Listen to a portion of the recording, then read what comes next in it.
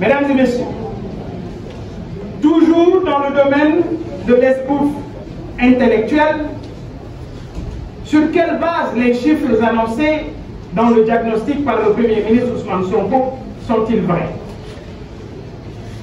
Et si tant est que lui-même a déclaré faux les chiffres officiels de l'administration publique et par conséquent de faussaires, de hauts fonctionnaires dont bizarrement certains étaient de la partie aujourd'hui, parmi lesquels les principaux orateurs de ce matin.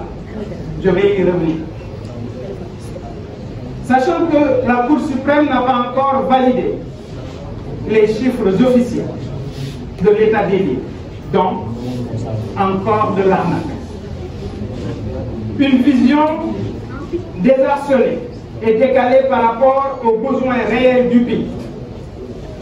La vision n'en est pas une, juste une litanie de vœux pieux sans colonne vertébrale, avec surtout aucun engagement clairement identifié sur les étapes clés.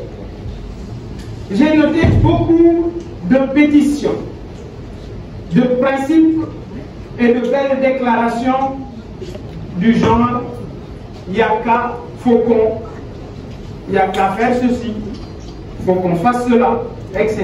etc. » Déjà, la stratégie nationale 2025-2029 prévoit un financement d'environ 18 000 milliards de francs CFA, avec 6 000 milliards réservés au secteur privé national.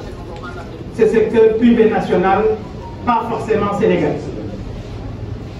Sur ces engagements, savez-vous combien ont été réservés au secteur primaire, agriculture, élevage et pêche, qui emploie près de 70% des Sénégalais? Mais ce secteur primaire, vous le savez, ne contribue qu'à hauteur de 15% de notre PIB. Savez-vous combien? Mesdames, Messieurs, c'est 10%, à savoir 1800 milliards de francs CFA. Donc 70% des Sénégalais et des Sénégalaises vont encore souffrir de la vision des stagiaires. Une pension amère pour le peuple sénégalais, comme disait l'autre du Mahaloukhère. Justement, les Sénégalais vont souffrir, malheureusement. Et eux-mêmes l'ont dit. Je vais vous parler de nos orateurs de ce matin.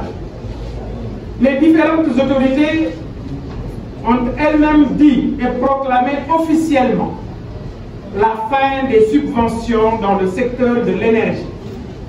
Qu'est-ce que cela veut dire concrètement? C'est-à-dire dès demain, 15 octobre, avec les nouveaux compteurs Woyofal, pour ne pas dire 10, le coût de l'électricité va inéluctablement augmenter.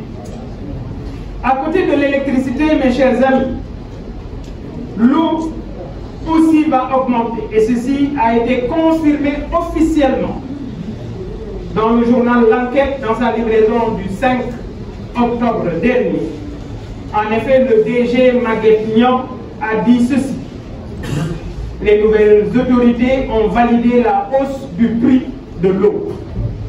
Donc, la vision, c'est tout simplement la hausse de l'électricité, la hausse de l'eau dans les 5 prochaines années. Parlons de la relance de l'économie et de son financement par rapport au projet Sénégal 2050. La vision commence en 2025, nous a-t-on dit. Mais d'ici 2025, comment allons-nous faire pour vivre? Comment vont-ils s'y prendre pour ressusciter une économie qu'ils ont eux-mêmes tuée en l'asphyxiant?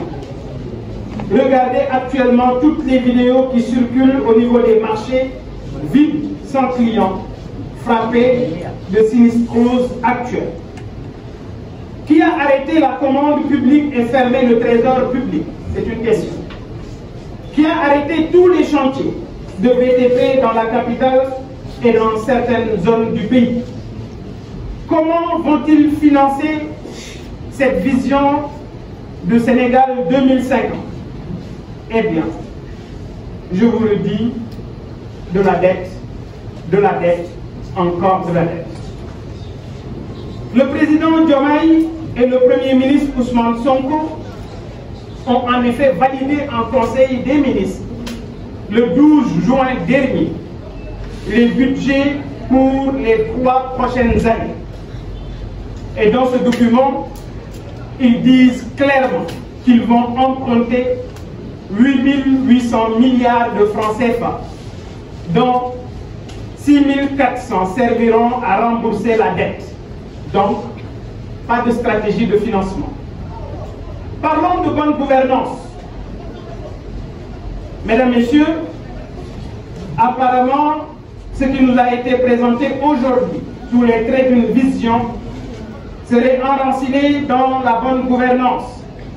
L'heure est grave, sinon, je me permettrai un grand fou rire, tant les faits s'ingénient à contredire les vœux pieux.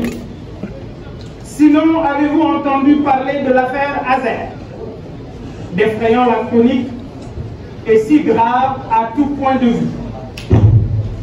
D'ailleurs, j'interpelle le Premier ministre Ousmane Sonko sur la disparition. 37 milliards qui se sont volatilisés. 37 milliards d'avance de démarrage du dossier Azer. La COP vous le réclame. La Banque Santander vous le demande. Alors, Monsieur le Premier ministre, je vous le demande. Où sont nos 37 milliards?